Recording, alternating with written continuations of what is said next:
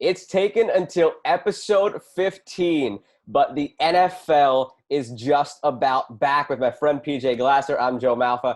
This is going to be the football preview episode. So if you don't want football talk, if you're focused on other things right now, listen to the first half hour, and then the last half hour is not for you. If you want football, though, this whole thing is for you. PJ, we're going to go kind of lightning round through the NHL, PGA, NBA to start off. Then we got our guest, Adrian Dantley, NBA Hall of Famer. And then we're going to get into our very robust NFL 2020 preview. So we'll kick it off with golf. This past weekend, we saw some of the greatest display of putting I think we've ever seen. Putting. In the clutch Yeah. At the end. How much fun did you have watching DJ and Rahm go at it? Between any two guys, that would have been good. But to have number 1 and 2 in the world going at it, and how about the turnaround that Rahm had? He was +6 on a course that looked like you'd make maybe 1 or 2 birdies all day. I think on his final 24 holes, he shot like 10 under or something like that. He was fantastic.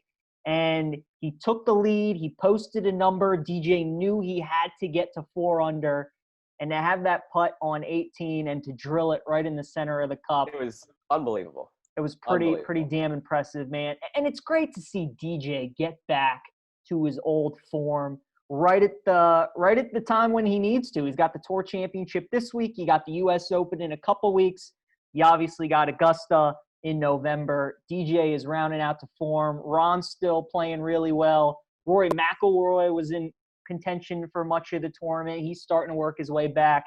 And we got ourselves quite a championship heading to East Lake this week. So now that begs the tough question, especially given how the format works this week. Who are you going with? I'm going with Colin Morikawa. He's been good to me all year, and it's tough because there's so much firepower at the top, and they obviously have the stroke advantage. So DJ will start before any tee shots are hit. He'll start the tournament at 10 under. Rahm will be right behind him at 8 under. Justin Thomas at 7. Webb Simpson at 6. Morikawa at 5. And then you got a slew of guys at 4 under, 3 under, 2 under, 1 under, and even. So it definitely doesn't help guys trying to chase the leaders that they already have shot advantages over them. But people had experience with this format last year, Joe, and I think that guys know that if they can just cut the deficit each day and get to Sunday trailing DJ or Rahm or Thomas by 2 or 3 shots, then they got a shot. And Morikawa's proven in the big events that he's as good as anybody. He's as tough as anybody. He hasn't been playing too well the past couple weeks, so I think he's getting forgotten about with as well as DJ and Rahm have been playing. So I think he comes from 5 back on the start of Friday and wins it. So I agree with you in that if we're playing value, I think the only real quote-unquote long shot as far as guys who are a bit of a ways away from DJ, who has a chance, it's Morikawa. I think, like you said, he hasn't been playing well the last couple of weeks. To be expected after, a little somewhat coming down from winning a major. But what he showed us in that major is that he's got a lot of just mental toughness, and if anybody could do it, it's him. However, I have a hard time with the way he's played these last 2 weeks. I went chalk last week with DJ. There's almost no value in it this week. He's plus 185. Yeah. Value not there, but I just can't see him collapsing. I know we want to try to get some more value on Rahm at plus 280 or JT plus 550, Morikawa for you plus 1,800. But I think sometimes you just have to kind of look at it and realize the easiest thing might be the best thing. DJ won 2 weeks ago by a landslide. He was a couple of crazy putts away from winning again back-to-back weeks. And now you're giving me a 5-stroke lead over your guy Morikawa, 2-stroke lead over Jon Rahm.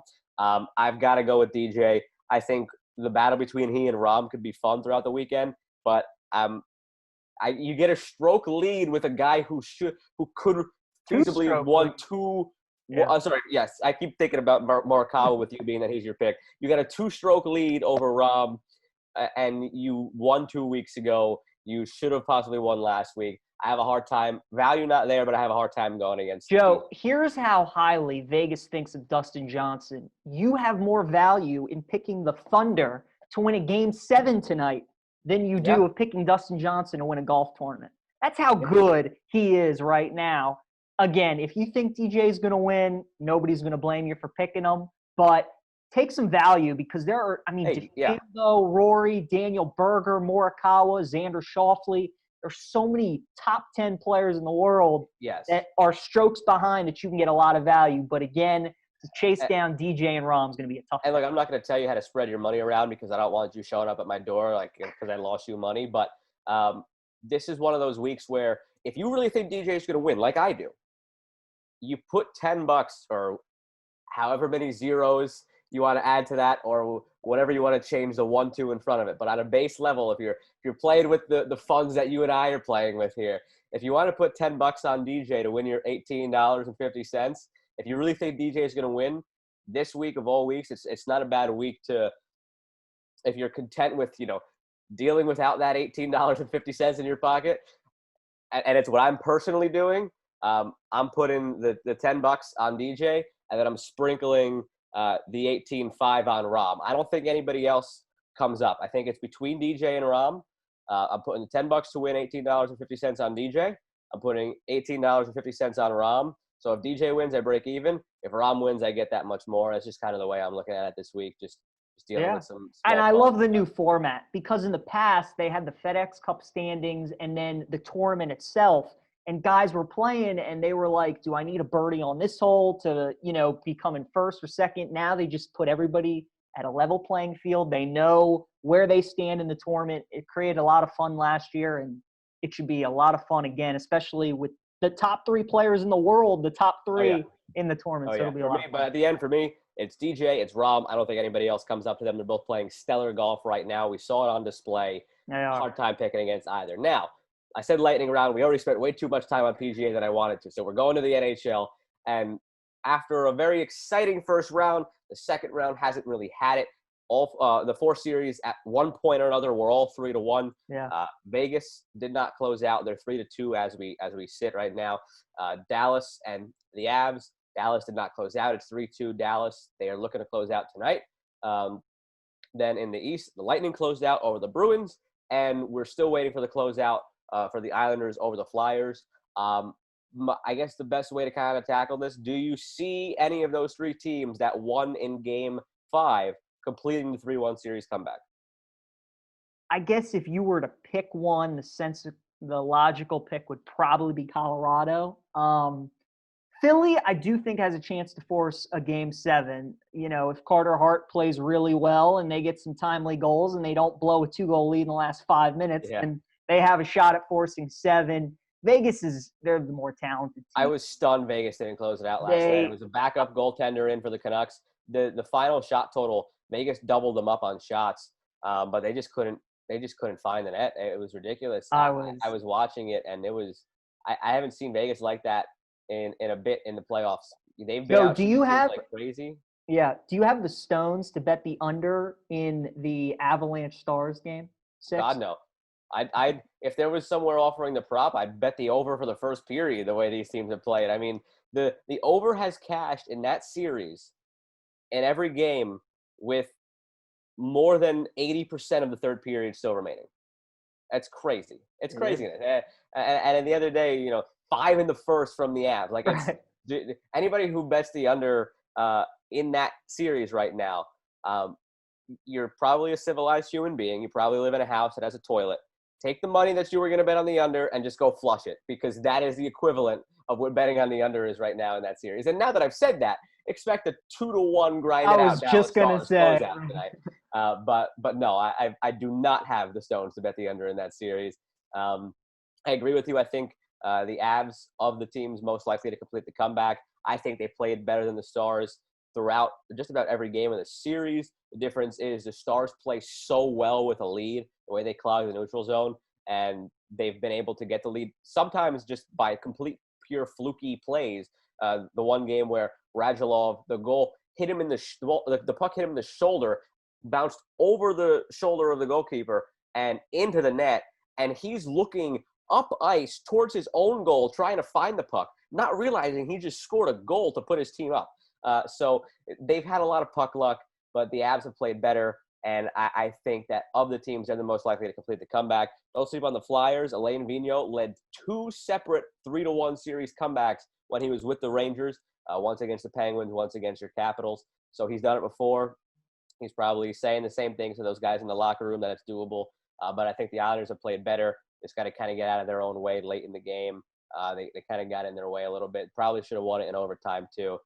But yeah, the one I think we're totally also in agreement on, Canucks have no shot at winning 2 more in a row against Vegas. So we could be sitting exactly just about where we thought we would, pending the outcome of the Islanders-Flyers series, where we've got a Lightning team that has a chance to make it, and then Vegas, Colorado in the West. So it's for the most part going to form. The Islanders could throw a wrench into that. The Stars closing out could throw a wrench into that. But we're still looking at that collision course between the Lightning and Vegas that we're in agreement on. The Lightning have looked apart. They dropped that first game against Boston. I mean, they beat them 7-1. 7-1. And that same statement that they made against Boston is why I have also the confidence in the Avs. They made that statement in Game 5. That momentum is there now. And like I said, I think they were the better of the 2 teams in the first 4 games anyway. So Dallas has to win tonight. If that goes 7, I do not like it. They have to win. I'm with you. They have to win. Got to. Now, you talk about 3-1 series leads, and Utah could not close the deal. They were up 3-1 against Denver. Were you more impressed with Denver's ability to come back in the series, or were you more surprised that Utah was not able to win one of the 3 final games? See, it's another weird one. It's just the same way as the Avs and the Stars, and I guess it's coincidental because with the Nuggets and Avs playing their games in the same place when they're not in a bubble. Now they're in a bubble, but going back to Colorado. So that's just a pure coincidence. But same thing. I thought through the first few games, I really liked the way the Nuggets were playing. You just got some more timely basketball from the Jazz. And, with the exception of one of those games, they were close games. They were all hard-fought games with Murray and Mitchell going at it, going off. So I wasn't necessarily surprised. I mean, especially with Gary Harris coming back then for the last couple of games, a boost for the Nuggets. I thought that the Jazz had no chance to close them out in Game 5, first and foremost. Then ahead of Game 6, I was like, all right, the Jazz got that loss out of the way. It's tough to close out a team 3-1. Then the Jamal Murray happened, and then all of a sudden you see Donovan Mitchell kicking over a stationary bike, and you see Rudy Gobert kick a chair, and you're like, God, I mean, maybe the Jazz aren't mentally there either right now. Maybe they're just kind of in their head with some doubts. Now, that wasn't the case. If that was the case, then Nuggets would have blown the doors off of them in Game 7. The Jazz regrouped. They were a ball that was halfway down that then rimmed out from winning it anyway in one of the ugliest basketball games I think I've watched in the last 10 years, 80-78 final score. That's usually the score that we see at the end of the third quarter in today's game. Halftime, some games. Sometimes, you're right, sometimes halftime. So it was a weird one to watch. But no, I was to answer your question, like it wasn't really one or the other. It was just more of I saw glimpses of the Nuggets that kind of led me to believe that the 3-1 series lead was a bit of a misnomer, and it really wasn't true to how the series had been played. So I thought they had a good chance of coming back, and they did. And I don't think that the Nuggets really have any chance against the Clippers. Think they can win a game? I think they could win a game, yes. I don't think they'll win 2. When we talked last week, I had spoken with you about the Jazz being a tougher matchup for the Clippers because they forced them into that defensive, grind-it-out sort of series, whereas the Nuggets, they just don't play defense. And that, I think yesterday was probably the only time you'll ever see a scoreline like that in a Nuggets game. So they just don't play defense, and the Clippers play great defense. So I think you could see a lot of scorelines in this series too, where it's Clippers 128, Nuggets 107, stuff like that. So I give it 5, and it was very telling to see in Jamal Murray's interview with SVP on SportsCenter last night when SVP kind of like broke the news to Murray. Thought they had a couple days off, and SVP was like, just a generic question like, what comes next now as you get set for Game 1 on Thursday? And Jamal Murray like stopped in his tracks and he was like, wait, we play Thursday? Like he thought they had 2 days off. So it's a team that just poured so much into this series against the Nuggets. Yeah, they did. Against the Jazz, and to no fault of their own, I just don't know if they have anything left going up against the Clippers team that seemed to flip a switch after the Luka buzzer beater. And I think that it'll be pretty easy for the Clippers. We already previewed the Eastern Conference second round last week because all of those series ended very quickly. Yeah. But the other series then now still in the West, we actually can't even preview because we're recording here Well, on who's a your Wednesday. pick tonight, real quick? So my pick tonight is the Rockets. So I guess with that being said, we can preview it, and I like the Lakers. So the collision course of Lakers Clippers that we've been talking about for 8 months. Yeah. But I think just the James Harden game will happen. We haven't really been waiting for that James Harden game in this series where he's like 10 of 14 from 3 and getting to the line and he drops a 50 burger. I think you see that tonight. I think the Thunder have been a really good scrappy bunch plugging along and forcing this to go as deep as it's gone. But I go with the Rockets. And do not underestimate this in the NBA. We've seen it before. The whistle is going to be totally in favor of the Rockets tonight.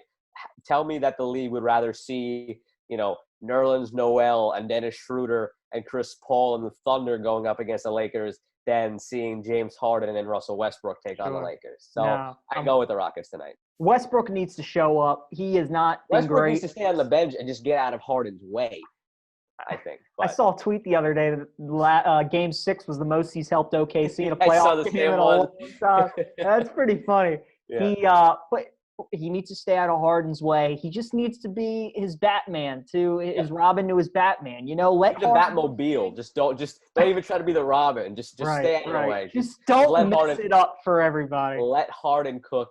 I think he can. I think he will. So we're in agreement on the Lakers Clippers collision course. So there's the NBA. We did the NHL. We did golf. And now tell everybody what's coming next. We got Adrian Dantley, NBA Hall of Famer. Great to talk to him. We've had this in our pocket for a couple weeks now. He was great. So we've had Matt Turner and Steve Sands the past couple weeks. Now we have Adrian Dantley talking DeMatha with him, some of his days in the NBA, what it's being like in the Hall of Fame, all that good stuff coming up next. Pleased to be joined this week by our very special guest, NBA Hall of Famer Adrian Dantley. Adrian, how's everything going for you? Going pretty good. Not a good summer, but everything else is going pretty good. That's for sure. 2020 just getting worse. We appreciate you taking some time and joining us these days. I know that in a normal world that you're a referee in Montgomery County. What made you want to become a referee? Well, one thing, I like being around the game. I like looking at the players who play in the area. Keeps me in shape, keeps me around the game of basketball. Basically, I just like being active, being around the kids, and I enjoy it. Now, was it difficult to transition to becoming a referee after being a player for so long? I know you probably gave some referees a hard time back in your day. I have an appreciation for officials by being a referee. Mm-hmm. I referee games at all ages in high school, and you get some rowdy crowds. But overall, I would say people really don't give me a hard time because I played the game of basketball. But I definitely feel for referees being refereeing games with my partners and our parents and our fans give the referees a hard time. So I have a great appreciation for these guys. Not an easy time being a referee, but I wanted to take you back now to your playing days, and you played for the legendary Morgan Wooten at DeMatha. What was the biggest piece of advice that Coach Wooten might have given you that has always stuck with you throughout your basketball career and throughout your life? But Morgan, he had a big influence on all of his players at DeMatha. He had a big influence even on the student body. He was like a father to me. Just everything, be a good person, have good character, be truthful, be a family man, have God in your life. So it was a lot of things that he would always say to us during the 4 years that I was there and even after my career. Now, when you got drafted into the NBA by the Buffalo Braves, was there a guy in the NBA you were most excited to play against? Play against? Play against, yeah. Well, when I played, there were a lot of great small forwards that were in the game of basketball. A lot of guys who are Hall of Famers, and I used to always say to people, when you can't sleep the night before, you know you're gonna be playing against a great basketball player. So I had a lot of sleepless nights playing against some great players, during my career. Now, you played for 7 different NBA teams in your career: Buffalo, Indiana, the Lakers, Jazz, Mavericks, Bucks, Pistons. Did you have a favorite city that you lived in? Why did you have to bring that up that I played for that many teams? But I was in Utah for about 8 years in Detroit. I had a really strange career, and it took a lot of perseverance on my part to keep playing really well. When I was at Buffalo, I played for an owner, that guy by the name of John White Brown. He liked ABA players. He traded me to Indiana after I was Rookie of the Year. As soon as I got to Indiana, the coach was really nice and to tell me that, Adrian, don't buy a house here in Indiana. You won't be here long. You will be going to L.A. I went to L.A. with about 19 games into the season. I was a second leading scorer in the league. Got traded to L.A. When I was in L.A., we had some good years. But I played with a guy by the name of Jamal Wilkes, and we were both were the same size, same height. They needed a bigger sport, so they traded me to Utah. I was there in Utah for 8 years. Frank Layton, I held out 1 year. He never forgave me for that. Went to Detroit, so I had a really strange career. Now, you mentioned one of the teams you played for was the Pistons, and that was during their bad boy era. Just how physical and competitive was basketball back in the mid to late 80s? Well, back then, there was good physical basketball. Right now, they're going through the free throw line. So it's not game is not different today than it was back then. You got more wide open basketball, more spacing, not that much physical play. Except for when the playoffs start, you'll see some physical play where officials really don't call it as tight as they do during the regular season. Mm-hmm. Now, did you get a chance to watch the Last Dance documentary with Michael Jordan? And if you did, whether you did or didn't, you got to live it. So what was it like being a part of that? Well, Michael Jordan came in the league, I think my 7th year in the league. He had a tough time. He had to go through Detroit. So, great player, best player that ever played the game. The Last Chance, that was a great series. I enjoyed it. Gave us some perspective of what goes on an NBA team that brought a lot of fans. Now, looking back on your career, what are some of your fondest memories? I mean, not necessarily from a specific team, specific city, but you got the time now to kind of enjoy yourself and look back on those days. What are some of your best memories? Some of my best memories was probably breaking UCLA's 88-game winning streak. Playing in the Olympics in 1976. Those memories, those ones that always stick out to me. And being an All-Star, Hall of Fame, all those things is fine. But those memories on the Olympic team and playing #1 breaking UCLA's 88-game win streak. Now, you mentioned it a little bit, but basketball nowadays, the game's so much different than what it was in the 70s and 80s, with all these three-pointers, crazy high-scoring games. Do you like the direction the game is going? Do you personally wish that you got to play in this era? I could have just probably any era, but like I said, the league wanted more scoring when they opened it up. So you got more big men shooting three-pointers. But it wouldn't bother me whatever I played in. With the 80s, 90s now, if you're a pretty good player, you will adjust to whatever style of play that you have to play. Right. Now, last question, Adrian, before we get into our two final segments that we like to do with all our guests. You are a member of the NBA Hall of Fame. What, in your opinion, is just the coolest part about being in the Hall of Fame? Well, when I was a little kid, that was one of the things I thought about. And to be inducted to the Hall of Fame, when you go there and you go and visit the shrine and you see all the great players that you remember when you was a little kid, it's just the greatest thing in the world. You can't, words cannot explain it. But to be included with all those great players that ever played the game, that's an accomplishment. And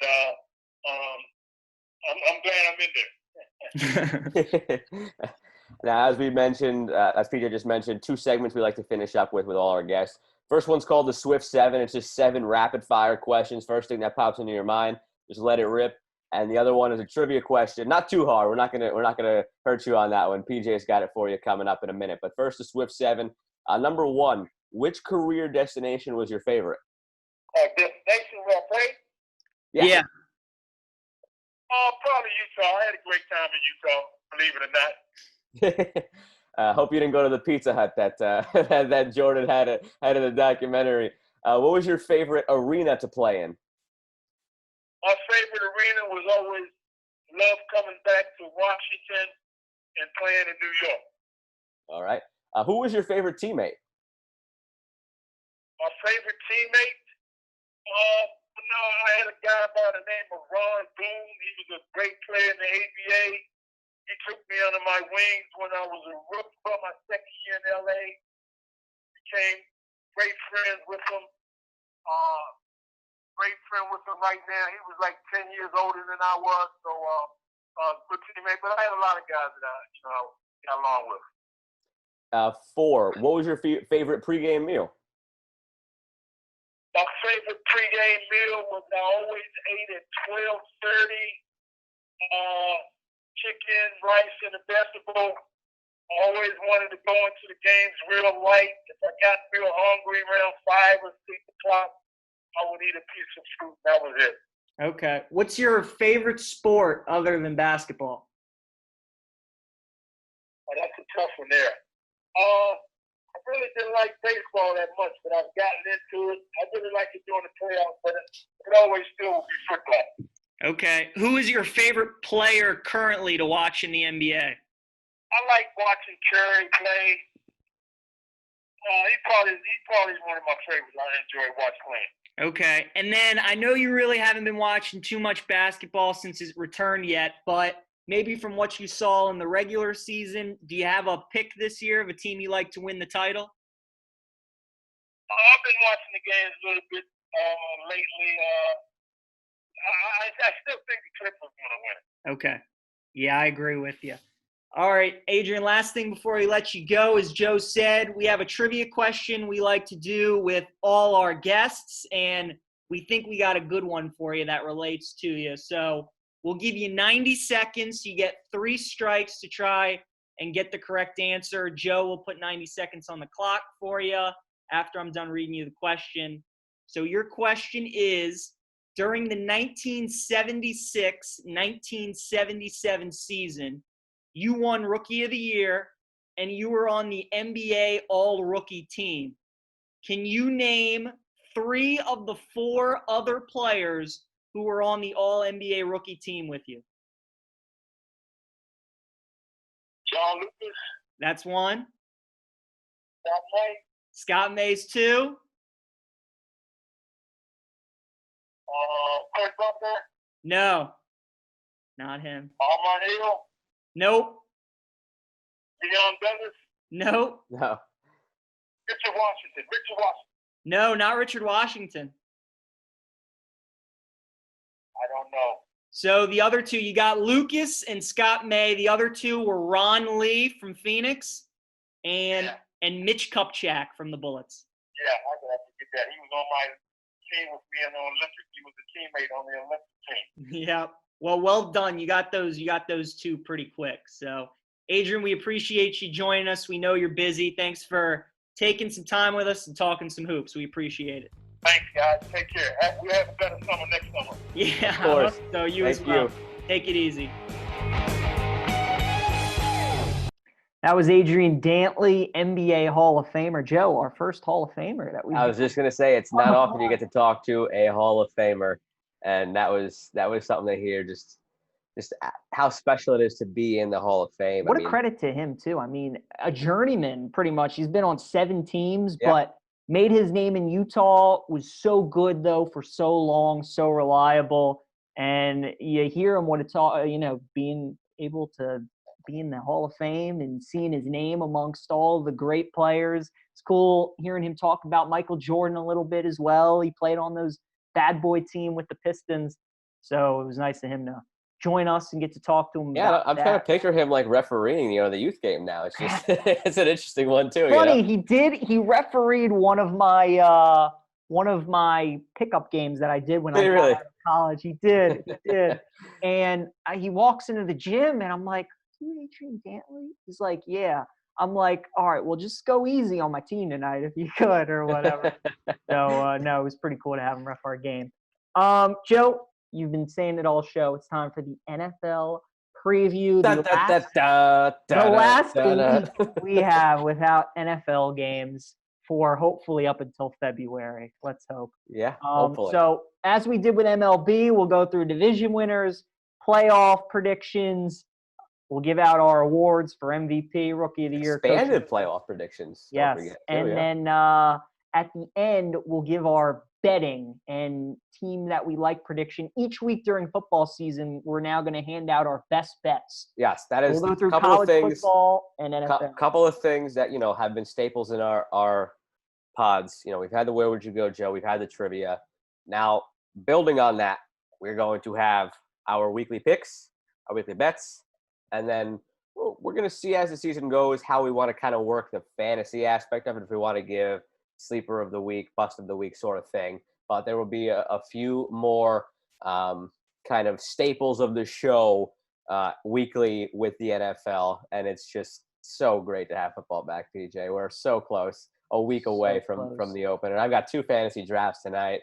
I've got another over the weekend, and I'm in way too many leagues, but that's not going to stop me. So I got to tell you too, the preseason. I mean, obviously, I wish we had football. More football is better than no football, but it's almost not getting talked about. And usually, when you get to like the second preseason game, you want the regular season so bad.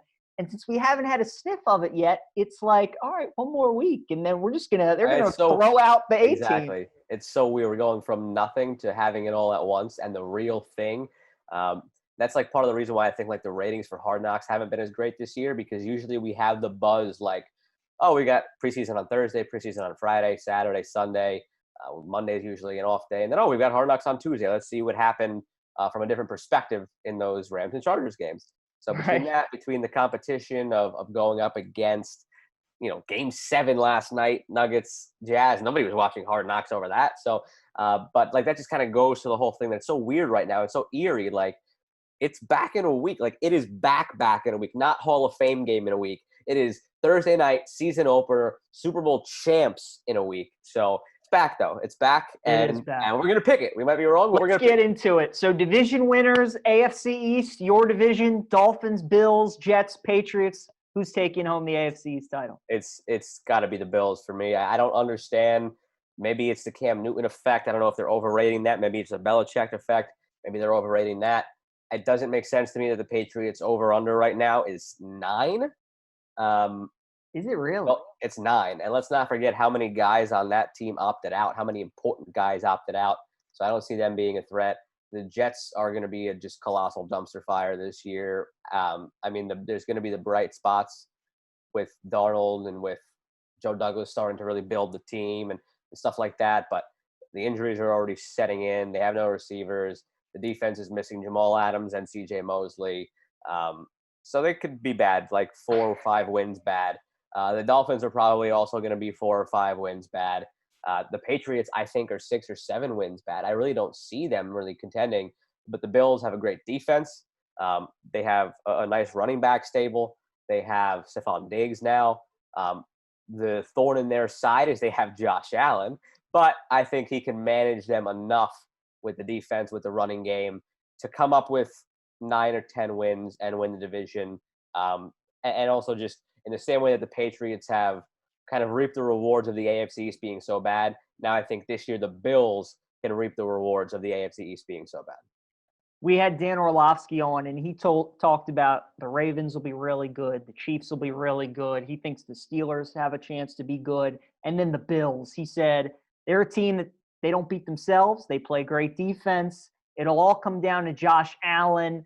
But again, I don't think the Bills need to worry about that until the playoffs. They're going to be in every game. They're going to score in the mid-20s. Their defense will keep the opponent in the teens or the low 20s. And that's how they like it. They found a way to win a lot of those games last year. I think they'll find a way to win a lot of them again.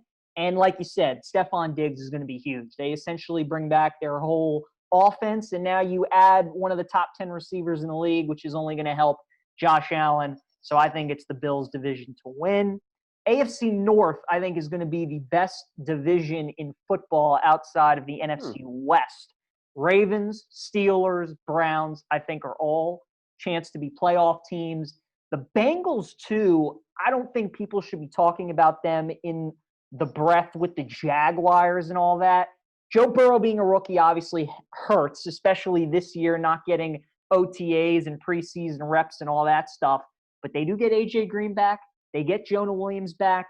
They just signed Joe Mixon. The defense obviously is still a question mark. I don't know how much of a believer I am in that coaching staff yet, too, with Zach Taylor. But I think the Bengals could win maybe 5 or 6 games. But the Ravens are going to be great. And people talk about, too, their schedule. And they're playing the NFC East along with, obviously, their division and the AFC. The farthest west they have to travel is Houston. Yeah. So in this COVID climate, they won't have to worry about a whole lot of travel. But the Steelers with Ben, to me, is the real wild card of not the division, but the AFC. But I do think the Ravens take home the division.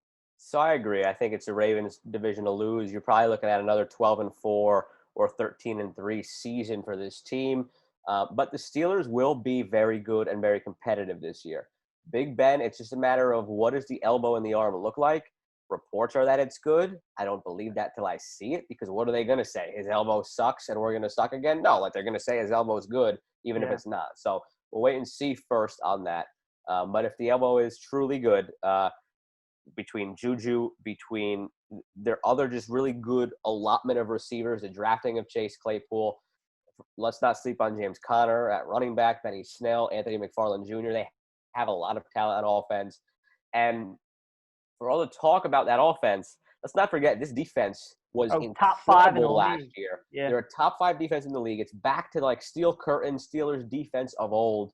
And they carried a team that had Mason Rudolph and Duck Hodges playing quarterback to having a chance at making the playoffs the last week of the season. So even if Ben Roethlisberger is not normal Big Ben, as long as he's 75% in Big Ben, which is still about 40% better than the quarterback play they got last year, it's a team that's probably going to win 10 games this year.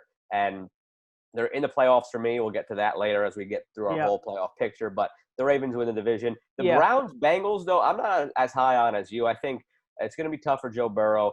I'm not trusting A.J. Green. We haven't seen him in like a couple of years now. So they have him back for now. But yeah, they won't be as horrible as they were last year, but they're still probably a 4-win team. And I just can't really buy into the Browns still. I mean, they have the pieces there. I don't know that I could really trust them until they show it. We pretty much pumped them up last year.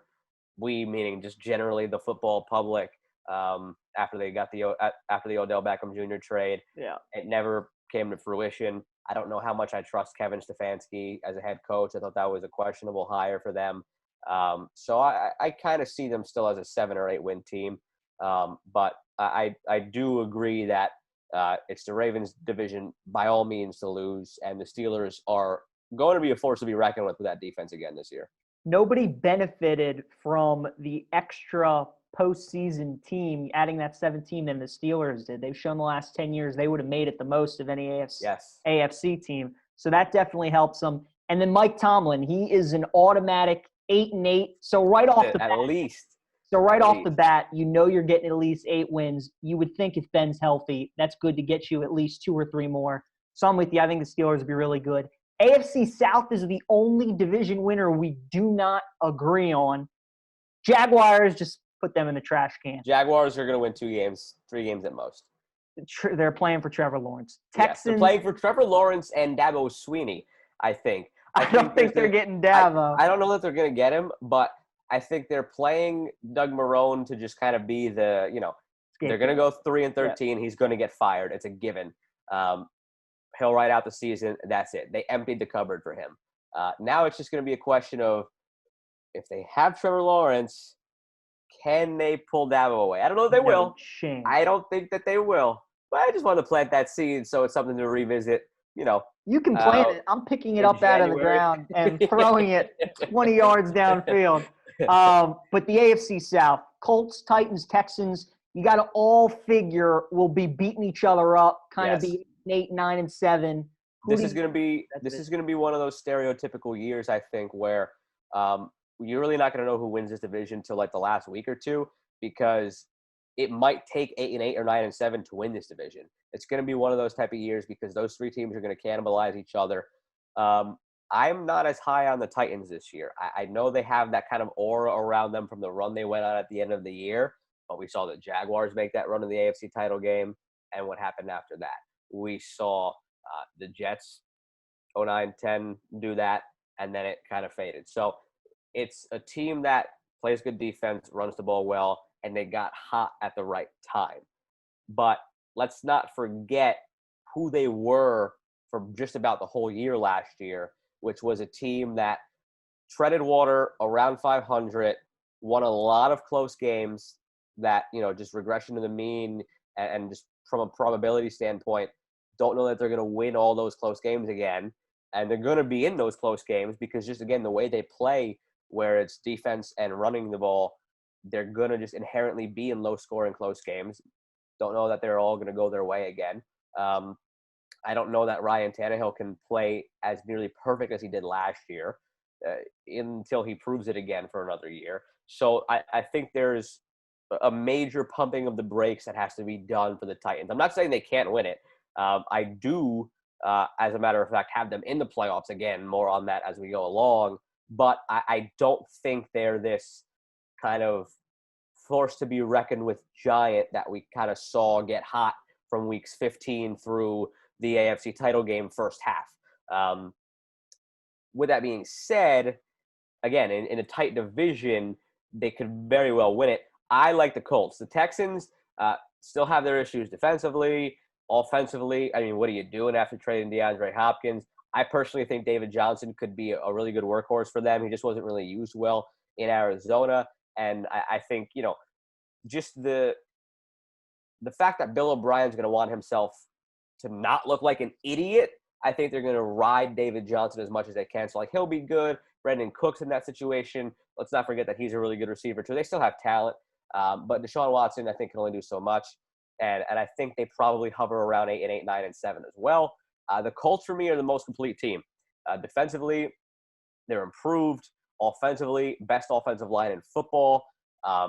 They got Phillip Rivers, and they have T.Y. Hilton. They went out and drafted Taylor from Wisconsin to already pair with Marlon Mack and what was a very prolific run game last year. So I really like the Colts. I see them at 9-7, 10-6. Basically, the way I kind of consider this division is, of the 3 teams, the Texans, Titans, Colts, which one can I most likely see going 10-6? I think they're the best coached team with Frank Reich. I have the Texans as an 8-8 or 9-7 team. I have the Titans as probably a 9-7 team, and the Colts were the only team where I looked at and said I could see them at 9-7 or 10-6. So with that more upside and just kind of rejuvenation of Phillip Rivers and the weapons he has, I go Colts. This was a tough division. For me, I'm not as high on the Colts as you are. It was between the Texans and the Titans for me. You just talked about the Browns and how everybody were loving them for that Odell trade. The Texans caught nothing but backlash for the Hopkins trade, and deservingly so. Yes. For a win now, it was not a great trade, but they do still have Deshaun Watson. You mentioned they still have Cooks there and Will Fuller. Their defense does have some issues, but you still got J.J. Watt on that defensive line. I think the Titans win this division, though. Ryan Tannehill, I'm not sold on him yet, but I think he was very good. A.J. Brown's one of the most underrated receivers in the NFL. He's fantastic. And that defense, you think Frank Reich is the best coach in this division. I think it's Mike Vrabel, man. I told you how much I compare him to like a Rod Brindamore. He has that it to him that you just really can't explain, but his team follows his persona. Derrick Henry, I think maybe that playoff run can kind of just traject him towards big things. But also I look the other way. They ran his ass into the ground last year, and it's going to be tough to replicate that. There's a lot of – you being a Bama guy, the reason he went as late as he did in the draft and not earlier is because he had a lot of wear on those tires from college. Now they ran him to death the last couple of years. It's just more and more and more miles on those tires where if he came out and only had 1,100 yards, like it wouldn't be shocking. Like 1,100 yards is still a good season, but I don't see him being that 1,400 or 1,500 yard first team All Pro. Like I just think it's gonna catch up to him at some point. It might, but I don't think it's going to be this season. Yeah. He's different. He's bigger than most of the defensive linemen. He doesn't look like a real human being. He looks like he was created in a lab. I still can't get out of my mind the picture of him next to Mark Ingram from a few years ago when he was still at Bama. Like he is incredible, the size of him and the way he's able to move like that. He's built like a defensive end. And it's incredible. It is an absolute marvel to just watch him play. But I don't know. I think there's a mean regression of all possible teams in the league. I think the Titans are going to get hit the hardest by with Tannehill and with Henry. I can see where you're coming. All the close games they won. So the Colts, though, I just don't trust Phillip Rivers. He might be a Hall of Famer. He might be, but he's definitely a Hall of Famer. Jonathan Taylor, people love that pick for them running behind that offensive line. T.Y. Hilton might be rejuvenated to have Rivers there. We'll see. I don't know. That's a tough division to predict. It'll be interesting to see what happens. One that probably not tough to predict the West. Yeah, the West. Not tough to predict. The better question is who finishes second behind the Chiefs. So the Chiefs are one. The Chiefs are, again, a 13-3 probably team where – if they're not your pick to win the Super Bowl or at least play the Ravens in the AFC title game, you're probably not really – you just want to be different. Yeah, you probably just want to be different and not really sure what's going on, and I don't know what to tell you. But the race for two is interesting. I think the Chargers fall to the back of the pack. Defense is solid. They lost Derwin James now. Austin Eckler, can he be a bell cow? I feel like it's a question we ask a lot of the Chargers. Like, first it was Darren Sproles back after LT, and with Michael Turner, we weren't sure. They traded him to the Falcons. He proved it. Now it's the question is with Eckler, can he be a bell cow back? I don't know. But they got Keenan Allen. Mike Williams is hurt and out for a few weeks now, 4 to 6 weeks, sprained AC joint. So the injuries are already starting to pile up for them. Derwin James. It's Tyrod Taylor. It's Justin Herbert. They named Taylor the starter. He's solid, but he doesn't really move the needle for me. Yeah. I think Anthony Lynn's one of the best coaches in the NFL, but I'm not really sold on the Chargers this year. I think they probably see themselves through to a 6-10, 7-9 year. So they kind of fall back with the pack for me. I'm really interested to see how the Raiders play this year. I like the additions they made offensively. Ruggs brings a whole new dynamic to that offense. Waller's really solid. Josh Jacobs. I think after the, Christian McCaffrey, Saquon Barkley, Ezekiel Elliott tier of 3, I think of that next tier of running backs as far as fantasy goes, he is the most likely to bust the door down and be in that top 3. He's a stud. And the Raiders have really, I think, done a good job of team building, and I like Gruden as a coach. I know some people think he's overrated, and they'll go back and say, well, he won his Super Bowl by inheriting Tony Dungy's team. Well, let's not forget that he beat the Raiders in that Super Bowl. So if you want to criticize him that he didn't build the Bucs, well, he beat the team that he did build. So either way you look at it, the team he built made the Super Bowl that year. He just happened to win it with the opposition. So I don't buy that he's an overrated coach talk. So I like them this year. I think Derek Carr, it's put up or shut up time for him. Before he broke his leg a couple years ago, he was an MVP candidate. So it's just a question of which one do we get. They like Mariota a lot. Gruden has always fallen over Mariota. Do we see him at some point? Because there's so many questions with them, I can't really put them at more than 7-9 or 8-8. I love the Broncos. I'm really high on the Broncos. Their offense is going to be incredibly fun to watch. Just all the receivers they have, all the targets they have. Defensively, don't forget as well, Vic Fangio was the brains behind that Bears defense that was a very popular pick to make a Super Bowl run a couple years back. So they're getting Chubb back from a torn ACL to pair with Von Miller. The defense, again, has a chance to be back towards the top of the league, top 10. And then offensively, man, I don't think any team in the league did a better job of constructing an offense for a young quarterback than what the Broncos did for Drew Lock. They got Lloyd Cushenberry to play center. It was a position of need for them. Check mark on fixing the O-line. They already had Cortland Sutton. They already had Deshaun Hamilton. They already had Noah Fant, an early tight end pick who's really set to break out this year, I think, and take that like George Kittle type leap from year 1 to year 2. Then on top of all that, they draft Jerry Jeudy. They draft KJ Hamler. They are loaded with talent. They're going to be a fun team to watch. They have the defense to go with it as well. I have them as a 9-7 team that could maybe surprise and push to 10-6, which is why I have them where I have them in the playoffs as a wild card. But it's the Chiefs division. I think the Broncos are second, Raiders third, Chargers last, and it's Chiefs Kingdom, baby. It is the Chiefs Kingdom in the AFC West. Not much to add, just the Broncos, they got Melvin Gordon too. So now you got Phillip Lindsay and Melvin Gordon. Yes, I mentioned the receivers. I didn't even mention the running backs. Completely forgot about Melvin Gordon. Nice change of pace as well. The Raiders, to me, are very interesting because I think they really overachieved last season. Antonio Brown took the life out of that team. They were on Hard Knocks, and just his whole drama really sucked kind of any momentum they really had into the season. But they played really well for a good amount of the year. Now you bring in Ruggs, who's going to be like a mini Tyreek Hill. You talked about Josh Jacobs. He's my favorite Alabama running back, more than Derrick Henry, more than Trent Richardson, more than TJ Yeldon. I love me some Josh Jacobs. He is a stud. The Raiders, though, the question with them is their defense. I mean, how much defense are they going to play?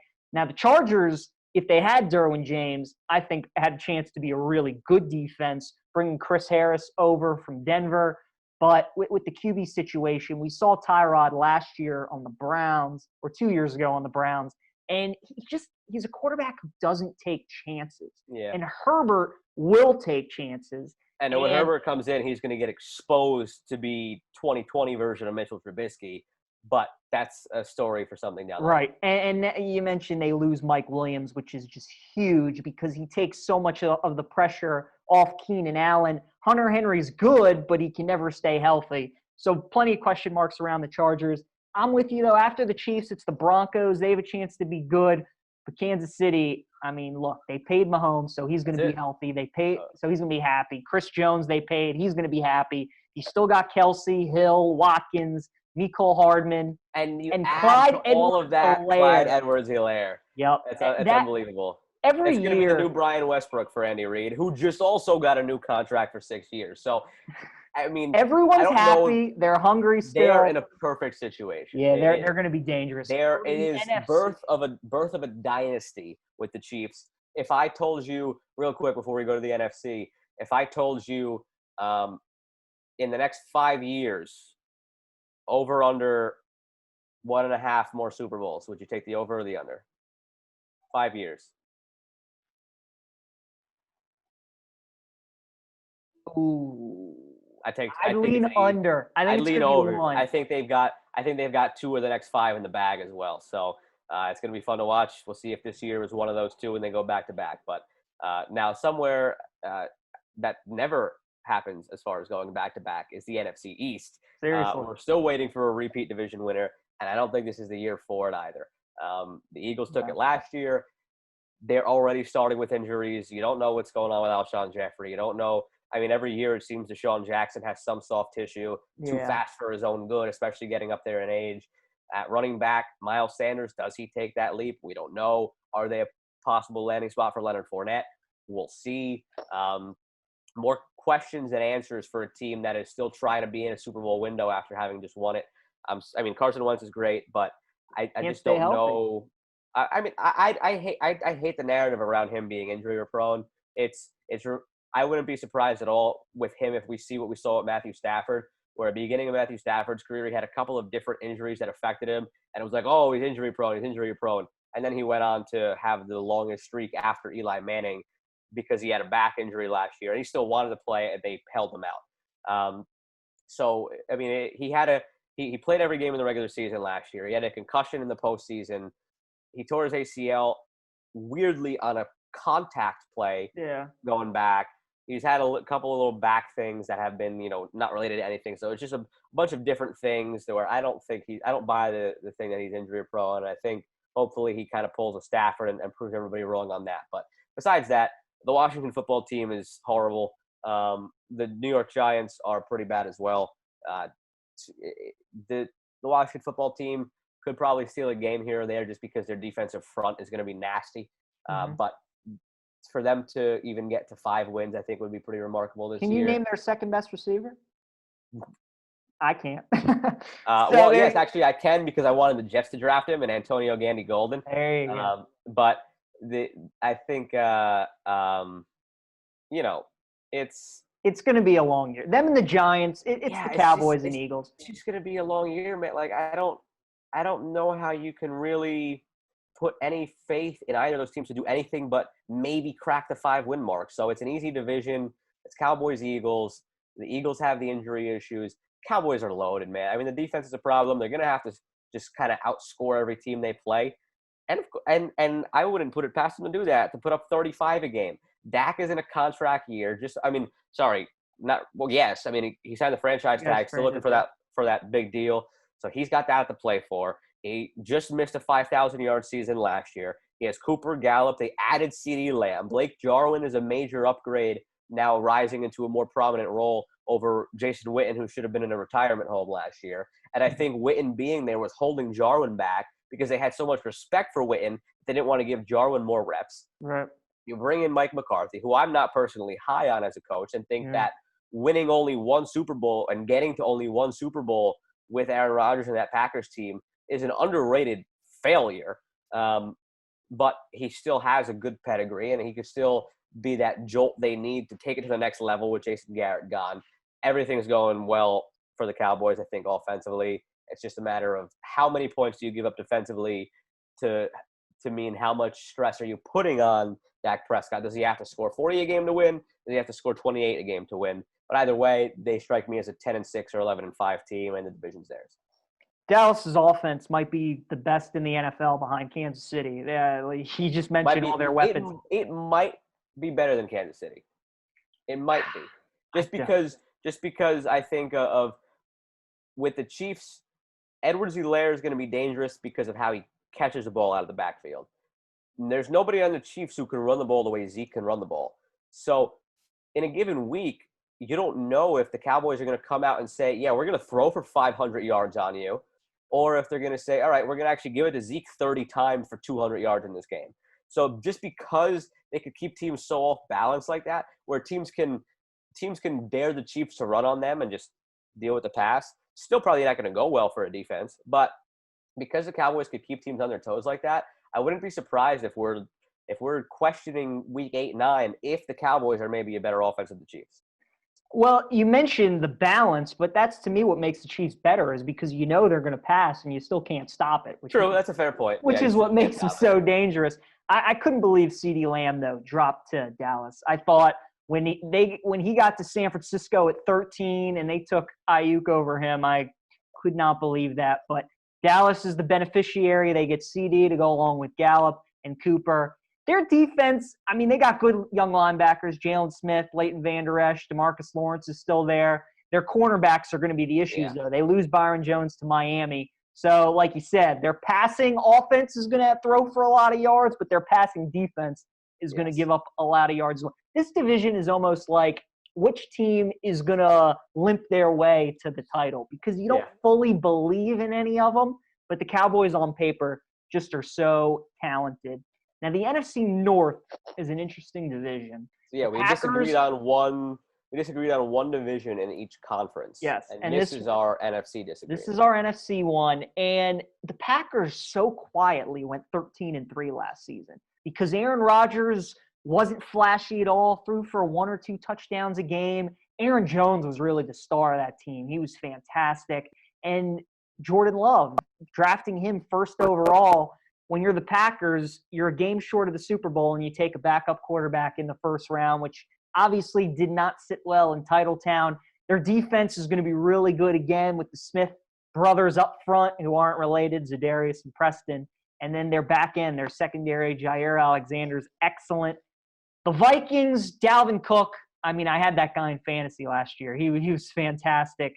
I just don't trust Kirk Cousins still. And now you take away Diggs from him. I don't think their offense is going to be nearly as good as they were last year. Their defense is still going to be good, but, man, losing Diggs is huge. And then the Lions and the Bears. I don't trust Trubisky with the Bears. I don't trust Matt Patricia with the Lions. They lose Darius Slay. Their defense is going to be worse than it was last year. And it was horrible. And it was horrible. You could have had Slay and Okuda. Now you get rid of Slay. You just have Okuda, and he's a rookie who doesn't have any experience yet.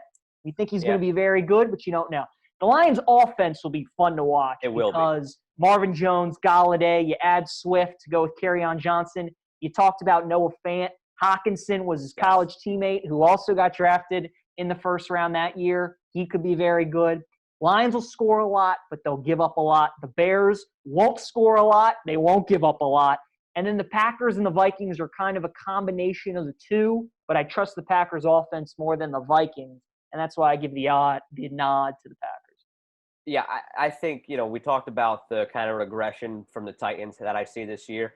The Packers last year, from an analytics standpoint, their record probably should have been 9-7 instead of 13-3. Just the way they kind of just got lucky. And I don't want to say got lucky, but the way they kind of just grinded it out in some close games. Nothing flashy. Yeah, it was nothing flashy. They're doubling down on running the ball after drafting A.J. Dillon and giving nothing for Aaron Rodgers to work with besides Devontae Adams. Their defense is fine. It's good on a good day, could be bad on a bad day. It's nothing special.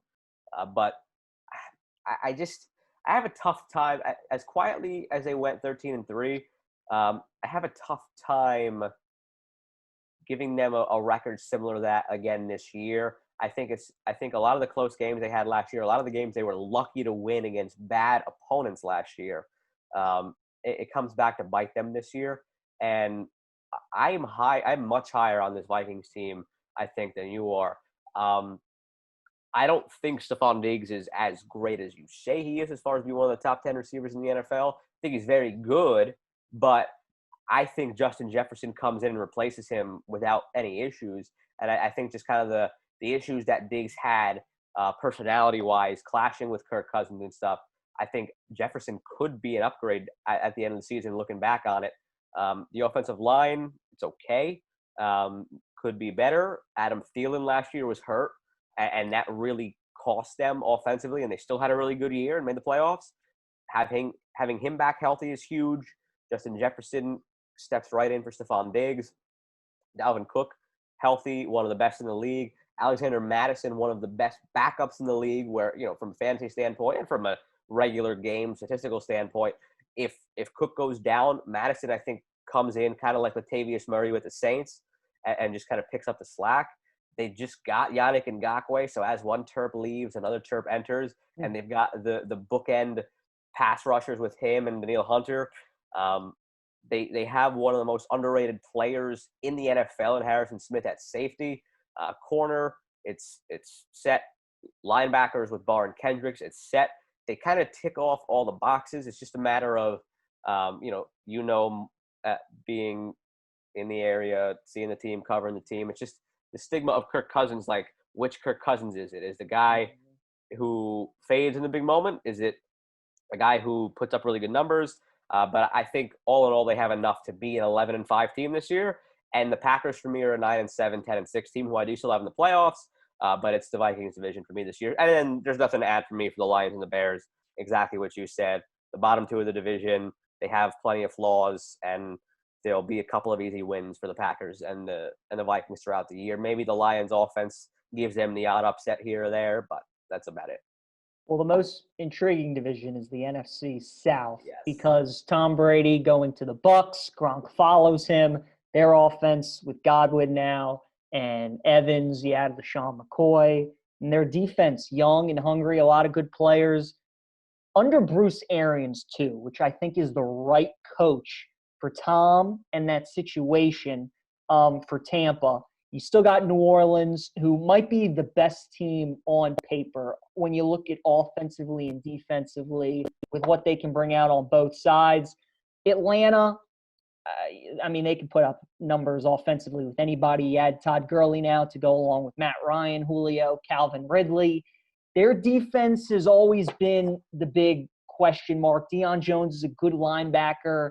Grady Jarrett's a good D tackle, but outside of that, just too much inconsistency. Mike Smith's getting another shot in Atlanta after his team played well for him down the stretch. We'll see if that benefits for them. And then the Panthers. I mean, McCaffrey is a top 5 player in the game. He's an incredible running back. He did everything for that team last year. You talk about the wear and tear on Derrick Henry. You'll wonder if we see any from McCaffrey this year, especially with Bridgewater, who's a dimp and dunk kind of guy. You got to think they're going to use him the same way they did last year. I think with this division, we could probably agree that it's the Panthers are going by the wayside and really don't have a chance. The Falcons could be a dark horse, and then it's just a battle between the Bucks and the Saints. I think that's pretty much in agreement. The Falcons could be a dark horse just because they have with Ridley and Jones probably one of the best duos in the league, and Matt Ryan is capable of throwing for 5,000 in any given year. And they have the big trade with your Ravens, and they bring in Hayden Hurst. Hurst is an underrated. Bring in very much under the radar. They bring in Todd Gurley. If it's healthy Todd Gurley, which they've said it is, again, I don't really take that at face value. Right. But if it's healthy Todd Gurley, it's a scary offense in Atlanta. Again, it's just a question of the defense. And they're probably, if everything goes well for them with Gurley and the defense playing well, their ceiling is probably 10-6, but that could be enough to make the playoffs. Could be enough to steal a division if there's any injuries to the Saints or Bucks or they just stumble. But it's the Bucks and the Saints going at it, and that's what the main event is. I think of the season, honestly, in any division race. They play week 1, so we don't have to wait long for that first matchup. But, it's Brady and Breeze. Like, what more do you want with their two offensive? Alvin Kamara, it'll be interested to see if he stays with this. I think it's noise. I do too. Yeah. But, man, New Orleans is good. Breeze wants to get back to another Super Bowl. He knows how good his team is. His window's running down on him. The most heartbreaking losses, the last 3 years, Minneapolis Miracle, referees botched it in the Rams game with the pass interference call or helmet to helmet or unnecessary roughness, whichever of the three you wanted to call on that play. And then last year, after the defensive PI, I don't know how Al Riveron still has a job. That was to not even review Kyle Rudolph's blatant push-off in the end zone on the game-winning touchdown for the Vikings. 3 of the most heartbreaking playoff losses in a row. So that's got to be weighing on them. But, they add Emmanuel Sanders as well. Yeah. Michael Thomas is the best receiver in the game. The things he does, it's just totally remarkable. The defense is very underratedly good. And, of course, Drew Brees. And let's not forget, like we saw last year when Brees went down and Bridgewater stepped in the event, whether it's COVID or an injury, God forbid either, they have Jameis Winston sitting back there. Yeah. And they'll use a lot of Taysom Hill, too. Yeah. And they got Taysom Hill. So the Saints are very well constructed again. Now, you and I have talked about the Bucks, and we talked about it with Tim Murray, and I don't remember if Tim said it or not, but you said, I asked him, are they this year's Browns, that they're overhyped? I think that is such a misnomer that people are attaching to this team because it's very convenient to look back at last year's Browns and this year's Bucks. The difference is Brady over Baker, first of all. Second of all, Odell and Landry is not Mike Evans and Godwin. Mike Evans and Godwin are much better. So you got a better quarterback. You got a better receiver duo. The running back's a question. They don't have a Nick Chubb. They don't have a Kareem Hunt. Whether it's Ronald Jones, whether it's Keyshawn Vaughn, whether they throw their name in the ring for Leonard Fournette, which would be incredible. It can improve the running game. But I think that the biggest misconception around them is that they have a bad defense. Their defense is really solid. They were 5th in the league in DVOA last year. 5th. So they had a very quietly good defense. Their issue was just Jameis Winston forgetting which team he was on and throwing 30 interceptions. Yeah. The guy had over 5,000 yards and 30 touchdowns, but he had 30 picks, which put them in a bad situation. So I think with Brady in the fold now, that changes. So I don't see them being this year's Browns. When it comes down to the two, though, I've got the Saints at 12-4. I've got the Bucs at 11-5. It's a toss-up. I just like the general makeup of the Saints better, and I'll go with the Saints to win the division. But I mean, this Bucs team is a title contender for sure. I agree with what you're saying that the Bucs and Browns really don't go hand in hand, but it's just all that public noise. And I think the thing about it is the franchises. These are the only two franchises in the NFL that did not make the playoffs this past decade. I know Tom Brady wasn't there, and he is now, so we'll see how much of a difference that makes. Freddie Kitchens, too, to Bruce Arians. I mean, that's not even – that's night not and a day. comparison. That is No. don't insult Bruce Arians with even entertaining that comparison. Right. Even Byron Leftwich, as the offensive coordinator, could run circles around Freddie Kitchens. So – and I don't mean that as a fat joke to Freddie Kitchens and Byron Leftwich being a former NFL quarterback. I mean that as he's a 10 times better coach than Freddie Kitchens. Joe, NFC West, can you remember a time when you could legitimately make a case for all 4 teams, like, making the playoffs? Like, legitimately? Well, first of all, no, because up until this year, that wasn't even possible. Where all 4 teams could make the playoffs. I'm just saying as like a realistic. I get what you meant. I get realistic what you meant. I was just shot. joking around. But technically, it could happen this year with 3 wildcard spots. I don't really have as much of an argument, though, I think, for the Cardinals and Rams as you do. I see it. I see them being dark horses. I see the Rams maybe regaining their form. But I don't have either of those teams in the playoffs.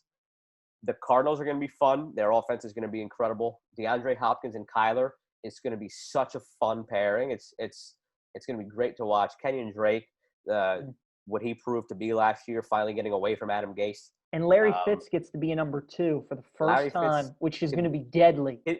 And you still got Christian Kirk. I mean, they're loaded. The defense isn't great. For the Rams, it's not the team that made the Super Bowl. The defense isn't as good. Still good. It's not as good.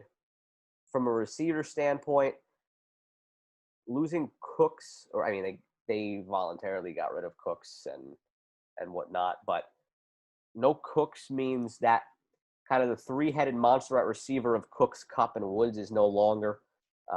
Van Jefferson could really kind of rise, I think, there. Josh Reynolds was fine last year, but he's not Brandon Cooks. So now it's just Woods and Kupp. So that's not as good. It's a big question mark at running back with Cam Akers, with Darrell Henderson, whatever you want to make of it. So it's there. The potential's there. But I don't really – I see them as maybe a 7th place wildcard team. That's kind of how I view the Rams this year. And the Cardinals, like I said, just the defense isn't good enough. It's the Seahawks and the Niners for me. Niners are far and away the best team. The Seahawks, another one of those teams that won a lot of close games last year, like the Packers, like the Titans, where you could see some regression from the Seahawks too. I don't know that you will, because I think between Carson and DK Metcalf's emergence down the stretch last year to go with Tyler Lockett and Russell Wilson, who was an MVP candidate before Lamar just pulled away with it, I think they'll find their way into the playoffs. They always seem to. Getting Jamal Adams, huge for them. Losing Jadeveon Clowney hurts. If they even do technically lose him, quote unquote, because they could still go out and pluck him because he is still somehow mind-bogglingly a free agent. Yep. So they have the pieces. They'll make the playoffs, but it's the Niners, man. The Niners are great, top to bottom, great. The defensive line, great. Their secondary, great. Their linebackers, great. Their running back stable, great. That's where it stops, though. Offensive line, great. But that's They where get it Trent stops. Williams too. That's Yes, under the radar. because Jimmy Garoppolo's not great, and I don't think their receiving core is great. It's unique, and they have a lot of different types of receivers who can really be good playmakers. Whether it's Deebo Samuel carrying the ball or anything crazy they try to do with the speed of Ayuk, but they're loaded, and they sniffed the Super Bowl last year and blew it. And I think they'll come right back with a dominant year again this year. So it's the Niners, the Seahawks, and then the Rams and the Cardinals are competitive, but I don't know that they're both playoff contenders. I think the Rams could sneak in. I think the Cardinals need a lot to go their way and need to just outscore everyone because I don't know what their defense is going to look like. Cardinals defense, they got Chandler Jones, Patrick Peterson. Remember, they got Isaiah Simmons, who was my favorite player in the draft from this past year. They have some pieces. I'm with you, though. They're going to need to outscore some people, and they could do it with their offense. You never know. Kyler, a lot of people are saying he could be this year's Lamar, take that huge step, maybe compete for an MVP. We'll see. The Rams, I think they're going to get into the playoffs. I think this is their bounce-back year. They do have questions at running back. They need to find that third receiver to go along with Kupp and Woods. Sean McVay is just such a good offensive coach. They need to get back to, their bread and butter, running the football, setting up the play action. And then once you get ahead in games, that's when your defense is going to be really good because Aaron Donald can rush after the passer. Yeah. Jalen Ramsey can play pass coverage, and then your defense really gets good. So the Rams need to get up on teams so they can really fulfill. The Seahawks and the Niners, you mentioned, they both have a lot of their pieces coming back. Seahawks add Jamal Adams, which is only going to help them. The Niners, Kyle Shanahan, what he does with that offense and all their motions and trickery. And I mean, he makes Jimmy Garoppolo look better than he is. Mostert, I mean, he's going to be good for them running behind that O-line and George Kittle. I got the Niners winning Division 2, and they're going to be tough to beat in the NFC. Yep, it's going to be really, really tough to knock that team off, especially this year. Now, we go through the playoffs. I don't want to necessarily give playoff predictions like we did for the MLB because especially this year with the 3 wildcard teams and how tough tiebreakers can be, and without us actually going through the schedule, looking at that, we don't know what the matchups are going to be. So just top to bottom, my playoff teams: Chiefs 1, Ravens 2, Colts 3, Bills 4 as your division winners. Steelers, Titans, Broncos as the 3 wildcard spots. In no particular order, just my 3 wildcard teams: Steelers, Titans, Broncos. And I got Yeah. Go ahead. Go ahead. No, go ahead. I was just going to go through the NFC as well. Yeah. NFC: Saints, Niners, Cowboys, Vikings as the 4. Bucks, Seahawks, Packers as the wild cards. And I got Ravens 1, Chiefs 2, Bills 3, Titans 4 as the division winners. Steelers, Browns, and I have the Patriots sneaking in as that last one. As long as Bill Belichick's still coaching there, I'm not going to count them out from doing something.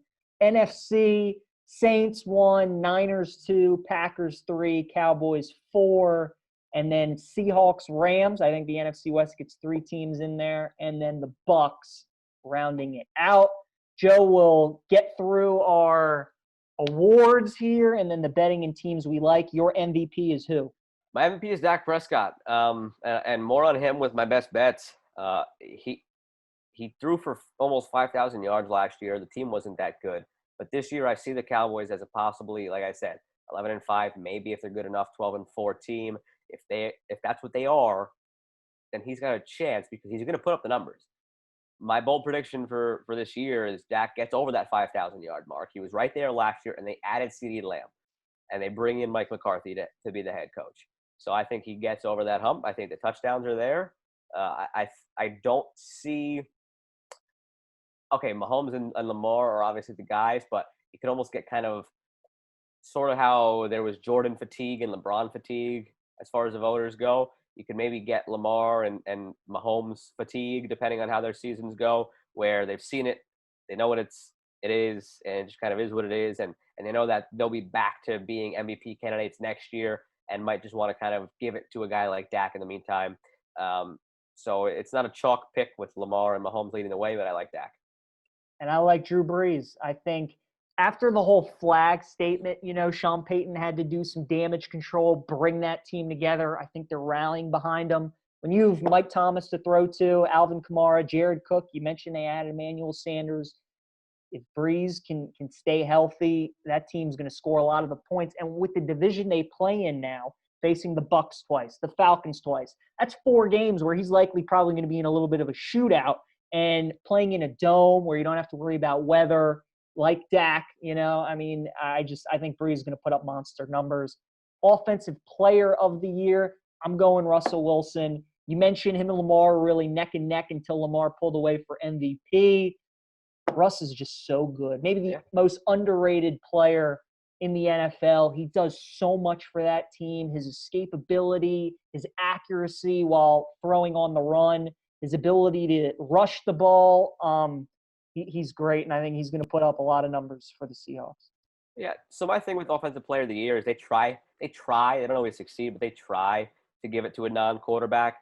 Just going back down the last, few years of it, ever since the turn of the decade, it started with Brady and Breeze, but then it went Peterson, Manning, DeMarco Murray, Cam Newton, Matt Ryan, Todd Gurley, Patrick Mahomes, Michael Thomas. So that's the one award where, knowing that the MVP award essentially has, unfortunately, in my opinion, developed into just quarterback of the year, where maybe they should just make that an award and leave the MVP for something else. But Offensive Player of the Year is where they usually try to make it up. And Christian McCaffrey didn't get it last year, had an incredible year, but Michael Thomas was equally great. I think this year McCaffrey gets a nod that he probably should have gotten last year, and I think he takes poi this year. And then Defensive Player of the Year. There's no need to have a conversation here. Aaron Donald, winner. It's Aaron Donald, man. Rookie of the Year, who you got? Rookie of the Year is a toss-up here.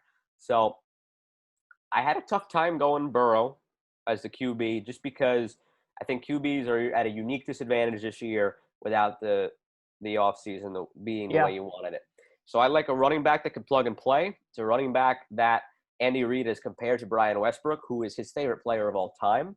And that is Clyde Edwards-Helaire, plus 360. Really great fit there.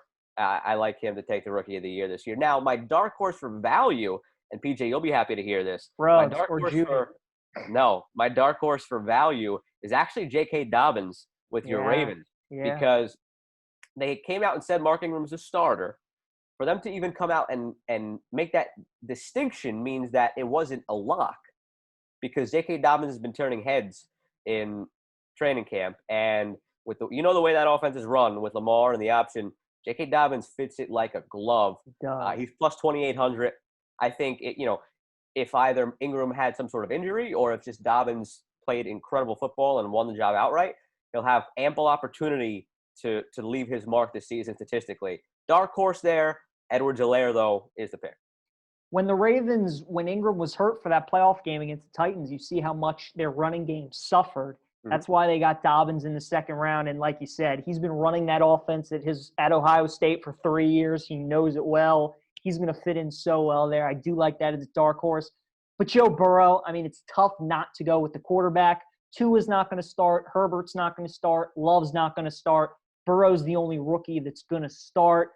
There are a lot of good receivers, CeeDee Lamb, Henry Ruggs, Jerry Jeudy, but they're not number ones on their teams. Edwards-Helaire is another good pick, but if Joe Burrow can win 6 games for the Bengals, I pretty much think that he's a lock for the award because he's going to have a big part to do with it. And then Coach of the Year, who you rolling with? I've got Cliff Kingsbury. I don't know that the Cardinals sneak in, but I think their offense is going to be incredible and fun to watch. The problem is, for the NFL, they try to go with a playoff coach for Coach of the Year, it seems, usually every year. Right. So I think that could be a strike against him. But if their offense comes out and is like 5th in the league, 6th in the league, I think he's going to be a very popular pick. And then if they happen to sneak into even a wild card, in that division, in that division, then he's a slam dunk for it. So, like I said, I don't have them in the playoffs, but I know the chance is there. And if they do make it, it's his award. So I'll go with Kingsbury just based on the probability of it. If they do make it, or even if they don't, and the offense is top 5, he's got a great claim to stake for it. That was kind of my thinking, too. I'm going Kevin Stefanski of the Browns. If he is able to end this drought for Cleveland and make the playoffs, I don't see how you don't give it to him, especially in that division. You'd think the Ravens and Steelers will both make the playoffs. So if the Browns are able to sneak in, too, I think Stefanski's going to win it. Joe, last thing before we get into trivia to cap off the episode. We got some betting things that we like, all right? So we're each going to pick a favorite team to go over their win total, to go under their win total, and then a player prop that we love. So I'll start with the team that I think is going to go over their win total. Might surprise you, but I like the Washington football team to go over 5.5. It did surprise me. I got to tell you, Ron Rivera is a really, really good coach. He I is. love what he's doing. He's trying to change the culture. He already got rid of Geis. They're obviously making, some changes up top. Somebody we know, Julie Donaldson, getting the job. Congrats to her. But it all comes down to Dwayne Haskins. The D-line's going to be nasty. Landon Collins is in the back end. The linebackers are young. The corners are young. But you still got Adrian Peterson plugging away back there. Terry McLaurin proved that really with nobody around him, he can still be productive. If they can find somebody to go with him in that division that they're in, you have to think if you can get 2 wins against the Giants, you'll probably win 1. But if you can win 2 against the Giants, split with maybe the Eagles and the Cowboys. Yeah, that's where you lose me. I don't think they're splitting with the Cowboys. They might always split with play the Eagles. Dallas tough. Always. They might split with the Eagles. They should split with the Giants. So then it just kind of comes down to the rest of their schedule. I don't know. It's for me, the hook does it. If it was 4.5, I might side with you. I could see 5. But I don't know if I see them getting to 6. It's just, schedule math. You mentioned earlier on that they're playing the AFC North. You're losing to the Steelers. You're losing to the Ravens. You're probably losing to the Browns. They're playing this year the NFC West as their crossover, which you just mentioned is the toughest division in football. Probably 4 losses in the NFC West. So that's 4 losses. You got 3 probable losses in the AFC North. That's 7. Then you're looking at 2 losses against the Cowboys. Give them the benefit of the doubt. 1 against the Eagles, 1 against the Giants. That's 4 more. That's already 5 and 11.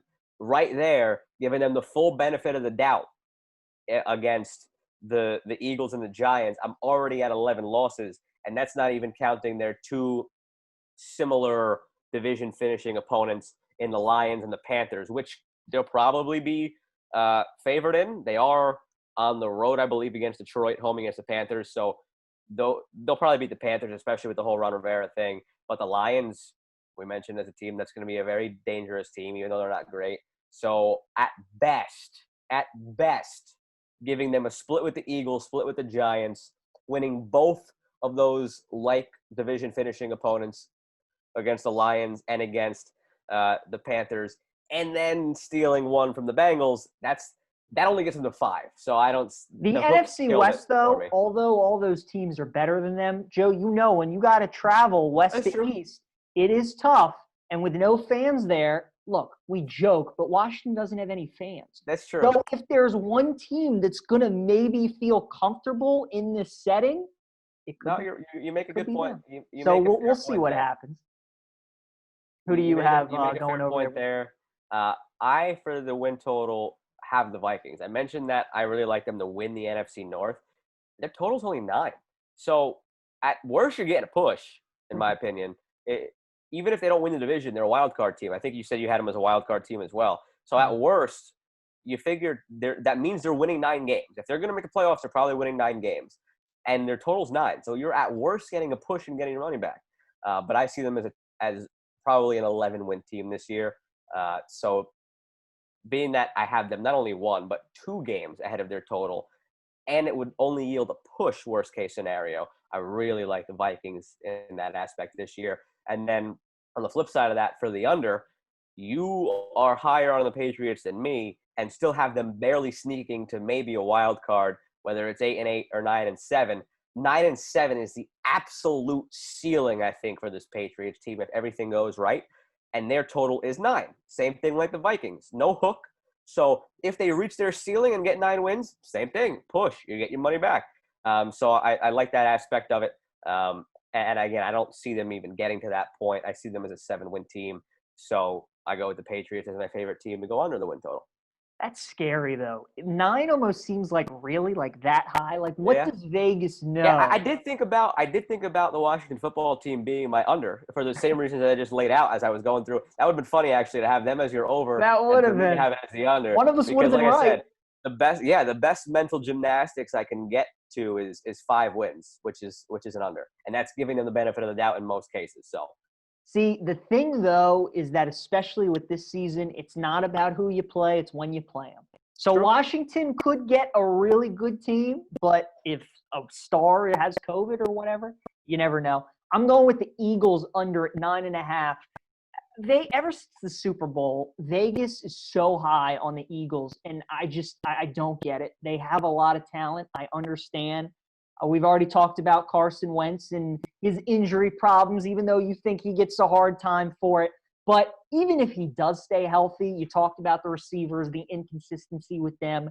The defense is good, but not great. Their defensive line is really the strength of that team, but on the back end, they can definitely get burned a little bit. And the running back situation. If Miles Sanders is good, this has a chance to be a good team. If he's not, then they could definitely struggle. yeah, I see that. Doug Peterson is a really good offensive coach, and if Carson Wentz is healthy, they'll be able to do a lot of good things. But 9.5 is just too many wins. Again, they'll get the AFC North, so the Eagles will play the Ravens, Browns, and the Steelers in their division. They're not going 6-0. So if they lose 2 games in their division, 3 games in the AFC North, you're at 5 losses already. The best that they can do is 11 wins.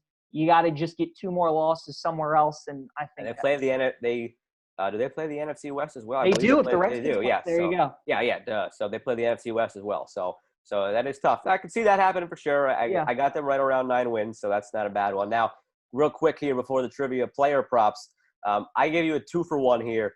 Nice. Dak Prescott last year had 4,900 yards. They added CeeDee Lamb. His total is 43,19 and a half. So 4,320 yards. I could see a regression. I personally think he's going over 5K this year. But even if there is a regression, I don't think it's a 600-yard regression from 4,900 down to 4,320. So that one to me seemed like a slam dunk. And I pair that with Amari Cooper. Amari Cooper has been a 1,000-yard guy fairly consistently for his career. The one year that was the exception was the year that things started to go south with the Raiders, where he only had 680 yards. He missed a couple of games. They sucked as a whole.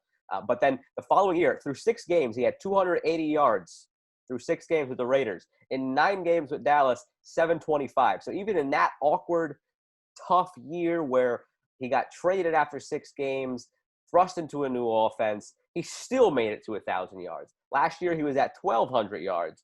So his total is 999 and a half. So for me, it seems like a pretty easy over for him as well to get to the 1,000-yard mark. I don't think CeeDee Lamb cuts into his targets that much, where he's going to lose 200 yards off his total last year. And again, with the exception of that one dumpster fire year in Oakland in 2017, 1070 as a rookie, 1153 the following year, just over 1,000 in that awkward year where he dealt with the trade, and then 1,200 last year. So pair those two up, over 4320 for Dak Prescott, over 1,000 for Amari Cooper. And look, I'll tell everybody this. Bet a whole lot of unders. If you're going to bet player props, there's so much it has to go right for guys to hit their over. But for this case, I picked the best over that I like. I'm going with my guy, Marquise Hollywood Brown, on the Ravens. And when teams face the Ravens this year, they have to stop the run, and they're going to take away Mark Andrews because that's Lamar's favorite target. Hollywood's now healthy this year, and because defenses will put so many guys in the box to stop the run, that gives him one-on-ones in the outside. With his speed, he could score 2, 3, maybe 4 touchdowns of over 50, 60 yards, and he's going to approach that total really quick. So I think Hollywood Brown's a good bet to get over the 849.5 yards that you can get him at for his player prop. And that's everything we got for our prediction, Joe. Last thing, as always, we'll get trivia, where you got your question right last week. No, I did not. You did not. Oh, that was I 2 did weeks not. ago. You got it right last week. You are 5 for 14. I am 3.5 for 14. Okay. Awesome. I will give you Okay. your question first. It's a great one. All right. All right. You're going to really enjoy it. So, as always, 90 seconds, 3 strikes. In the last 10 years, 7 teams in the NFL have won 7 or more games on opening weekend. If you can name me 4 of them, I'll give it to you. So 7, the last how many years? Last 10 years. The last decade. So there have been 7 teams that have gone either 7-3 or 8-2. 2 have gone 8-2. 5 have gone 7-3 on opening weekend. You can give me 4 of those 7 teams, I'll give it to you. Time starts now. God, this is a total crapshoot. I know the Jets are pretty good on opening day. Are the Jets one of them? They're not. They were close, though. All right, strike one. Cowboys usually got that, like, Sunday night to open the year, and they do pretty well. Cowboys? Not the Cowboys. PJ, this is an impossible question. I'm going to start giving you harder stuff, too. The last decade, 7 teams that have gone. I mean, How am I supposed to answer this? They're good franchises. The Patriots. There's one, 8-2. Okay. The Patriots got it. All right. Good franchises. The Chiefs. I mean, yes, the Chiefs. Not the Chiefs. All right. Now this is You did not enjoy that question. I'm coming back at you with something hard next week because I'm not changing it now. But oh man, wow. Well, the Patriots, you got the Steelers, 8-2, good franchise. The Saints, 7-3, good franchise. Seahawks, 7-3, good franchise. Packers, 7-3, good franchise. And then the tough ones were the Broncos, but they got all those years with Manning, and the Colts too. So they were both 7. Yeah, I don't like that question at all. That was it was creative, but it was that could have gone a lot of ways because I know in that decade the Jets were like 6-4 on opening days. So opening days are fair. All right. Well, that made up for the Hard Knocks question. It did. Right? You know what? That's why I can't get too mad and why I'm you're thinking maybe I don't give you something hard next week because the Hard Knocks question was pretty rough. So my question for you, we touched on it while we were going through our whole thing about the MVP. It's usually the quarterback award. That's what they should rename it to. But since 1990, last 30 years, there have been some instances where they've budged from it just being the quarterback award. There are 1, 2, 3, 4, 5, 6, 7, 8 times in the last 30 years. 8 times in the last 30 years where another position either outright won or in one case shared the award with the quarterback. So 7 of the 8 outright winners, 1 time shared. I just want you to give me 5 of those 8 non-quarterback winners from the last 30 years of the MVP award. If you understand the question, the time starts. Okay. LaDainian Tomlinson. That is one of them, 2006. Sean Alexander win it? Yes, 2005 back-to-back. I don't think Adrian Peterson won it because Peyton won it that year. Receivers, I mean, last 30 years, Lawrence Taylor. Lawrence Taylor did not.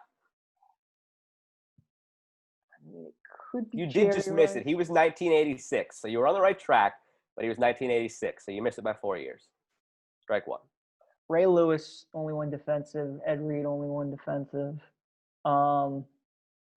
Let's see. More running backs. Barry Sanders?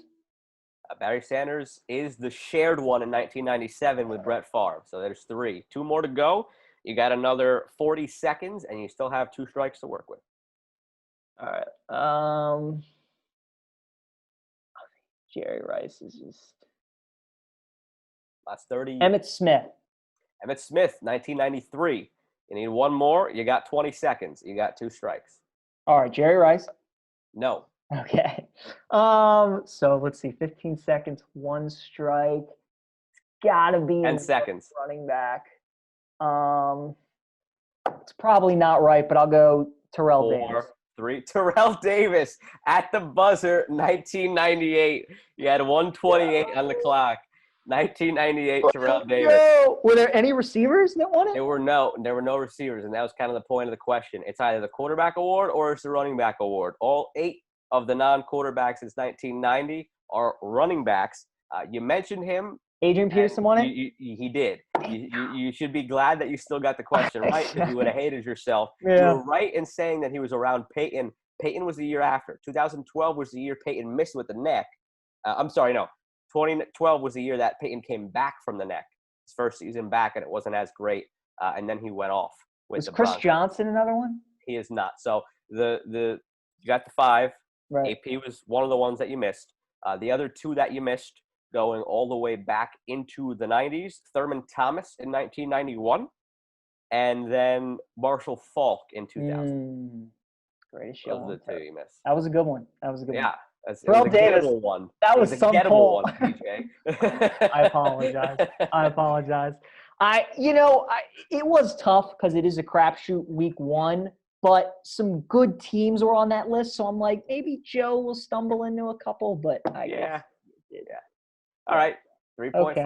Well, we're even now for the Hard Knocks. Yeah, I guess. So you're 6 for 15. I'm 3.5 for 15. I'll give you a Jets trivia next I'll give you week, Ravens. so. I'll match it and give you Ravens now that we're into the season. Sounds good. All right. Well, that was a lot of fun. Thanks again to Adrian Dantley for joining us. A longer episode this week as we're previewing the NFL. We needed to get all the NFL a little bit in there. Excited. Just a little bit. Just a little bit. If you don't make it through the whole thing, stay for some of it. Share it to your friends. Tell them to listen to some of it. If you made it through the whole thing, text us and to claim your prize, and we'll let you know what that was. So Exactly right. If you get through the whole thing, let us know. We'll send you something nice in the mail. We'll send you something nice. Exactly. For Joe Malfa, I'm PJ Glasser. We'll see you next time.